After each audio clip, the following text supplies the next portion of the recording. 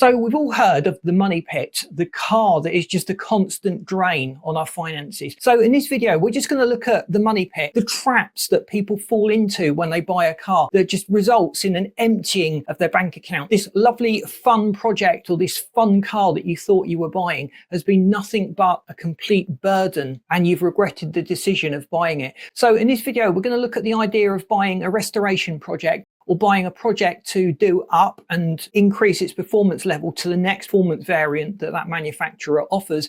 We're also going to look at the day-to-day running costs of cars and those inevitable bills that crop up as cars age and they start failing, and just help you to have the information you need, the factors to consider when you think about maybe scrapping the car and moving on, or keeping the car and going through those repairs yourself and being able to keep that car on the road for a little bit longer.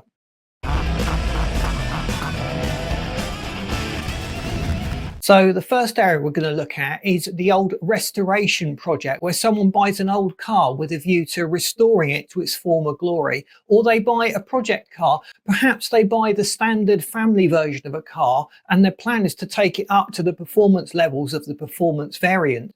We see that latter one quite a lot in our forums, where people have bought a car but they want to take it up to the level of the performance variant. Now, first of all, I have to say that the cost of upgrading every component so it meets the performance variant is far more than just going out and buying that performance variant. But let's face it, most of us are rather skint. We don't have much money, so it can be quite appealing to get a cheap older car and bring it up to more modern specs over the years as we gradually start investing money in it.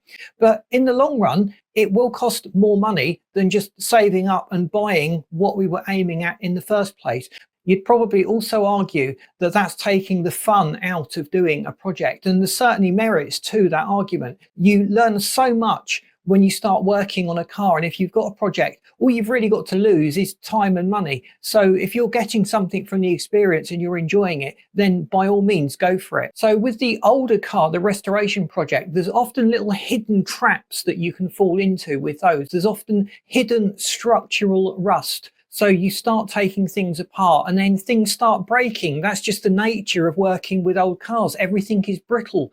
The nuts and bolts have all started to rust together. So doing anything on an older car is generally more hassle than working on a newer car. Also, if that older car has been looked after and been properly serviced, you'll have less work to do bringing it up to a modern spec or a modern standard or fully restoring it. But in a lot of cases, these old restoration projects have been sitting around for a long time and they've started to degrade already. Time is not very kind to cars, which are predominantly made of metal, which does deteriorate fairly quickly when exposed to the atmosphere. So the next area that proves to be a money pit or a money trap is really just a car that has high running costs. You buy the car you want a nice performance car, and you've stretched yourself a little bit. Maybe you've even got a loan in order to finance the car. And then after a year of ownership, you start to find that your pockets are completely empty. You've got no more money to spend on the car. So what happens? What goes wrong here? Well, you set yourself a budget. So for argument's sake, let's say 8,000, because I've just been looking through the local auto trader with 8,000 in mind, just to see a couple of options that might be tempting to me. So the first option I found was a 2014 Audi A3, which, let's face it, is the sensible option. It's got the 1.4 TFSI engine. You know I'm a fan of that. I know a lot of people have their own favourite cars, but that really was available for this budget. And then you start looking at performance options, performance cars. I actually found a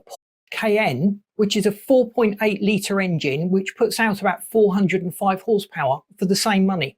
So straight away, you're starting to think, well, I'd rather be driving around in that nice Porsche than driving around in an Audi A3. But let's think for a minute about that decision. If you look at the running costs of the car, so firstly, the car insurance will cost a lot more. And then you've got all the other ancillaries. So it's good when you're pricing this up just to factor in typical things that you will probably need to do over the space of 4 years. So a set of tyres, a complete set of brakes and pads, a cam belt change, and a clutch change. So hopefully you can get away with some of those items on some of these cars. But if you factor it in, you've got a benchmark. So you may get away with not having to replace the clutch, for example, but you may find the shock absorbers need replacing. But just factoring in those big costs is quite a varied selection of costs in there. And then add on to that the cost of servicing the car. So if you're servicing a 4-cylinder petrol engine, you've potentially got 4 spark plugs, 4 coil packs that will eventually need to be replaced.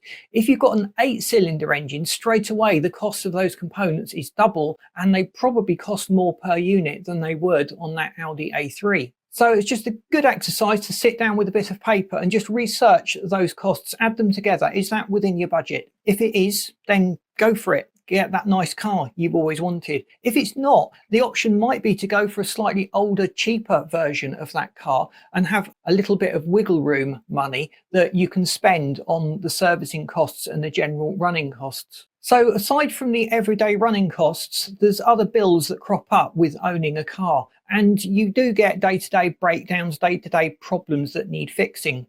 So when do you decide that your car needs to be scrapped and get rid of it? Because there's a tendency to hang on to your car. You know your car. You feel that you owe it something. And that mistake has cost me a lot of money in the past. So just look at the value of the car. First of all, you need that baseline. How much would it cost to replace your car with the same age, the same mileage? And that will give you an idea of fair market value for your car. So if the cost of repairs is getting close to that fair market value, you've got to question whether it's worth investing that money when you could buy another car that's potentially got less problems, it's been better looked after, and you won't have all the other things cropping up. Also factor in the things that you're likely to need to do in the next 12 months. So do the brakes need replacing soon? Is it due a cam belt change? I had a car, it was an Audi 2-litre TDI. It needed a cam belt change to be done as well. The shock absorbers were starting to wear. I'd already replaced 4 springs. I'd just bought a set of new tyres on it, and the turbocharger was starting to go. I was getting that whining siren noise that you get when the turbo starts to die. So I really just had to look at that and think, if I fixed all of that, it would cost more than it would be to go out and just replace that car again. So I got rid of that car and I started again. And I saved myself a lot of hassle and a lot of extra expense. So when a car's getting to that age and you've got that quantity of bills already looming, there's probably some other things that will also need doing as well. So it's usually best to just cut your losses and run. There is a big emotional attachment to our cars though. So you really do need to do the sums, do the paperwork, get it all written down and make a decision based on the cold, hard facts rather than that emotional attachment that you have for your car. And sometimes scrapping the car or dismantling it and selling it for parts will raise more money, and you can put that towards your replacement car. So I know a few people who've made money just buying cars, dismantling them and selling the parts. The catch is you really need an area to store the parts that you've stripped off and an area that you can use to actually dismantle the car. But other than your time, you're not losing very much, and you'll probably get better value out of what is left of your car than you would going to a scrap merchant and getting them to take the whole car. And in the end, there's usually something left over. So if you've been really efficient, it's literally just the chassis. But the scrap merchant will generally give you a scrap metal price for what is left. And then you'll be shot of that potential money pit. So I really want to see people spending money wisely when it comes to cars. There are so many people that get caught in this treadmill of having to spend out money, and a little bit of forethought, a little bit of planning at the beginning could have made all the difference and just saved them from entering this cycle of having a car which is like a vampire drain on their own finance. Just sitting down and doing the calculations before you begin can save you getting on this treadmill and losing all of that money in the long run. So I hope this video has been useful to you. Please boot that like button. That really does help us to get out there. If you haven't subscribed to the channel, please do so. We'd hate you to miss out on all the content that we're putting out. And I've lined this video up for you that you should find really interesting. Thanks for watching. See you in this next video.